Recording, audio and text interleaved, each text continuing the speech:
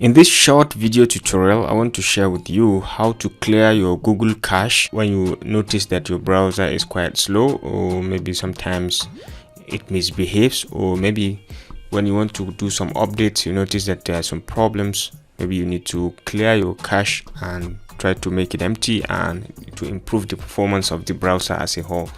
So the first thing you need to do to clear your cache is to make sure you open your Google Chrome, just like I've opened mine, and then you can come all the way to the top right corner over here to this three vertical dots, and just click on it.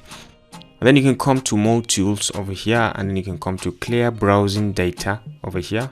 So alternatively you can press okay. So once you are on clear browsing data, you can see there are two things, the basic and the advanced. Okay, the basic and the advanced, and then you have the time range options over here to select from.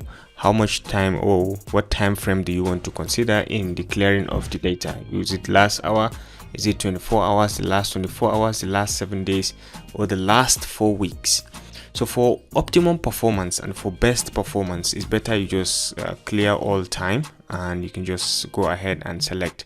Download history you can keep if you want. Browsing history you can keep. Right now you say it has about 1054 items and more unsynced devices. Okay, this download history you have about 541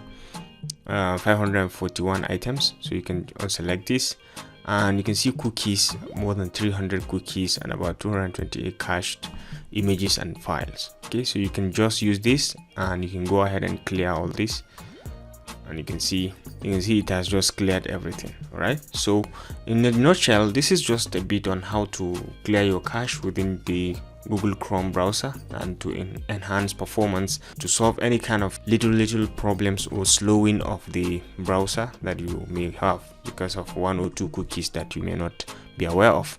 Okay, so if you enjoyed this video, please remember to give it a thumbs up, and don't forget to always hit the subscribe and notification buttons to stay connected to this channel for more of our very useful videos.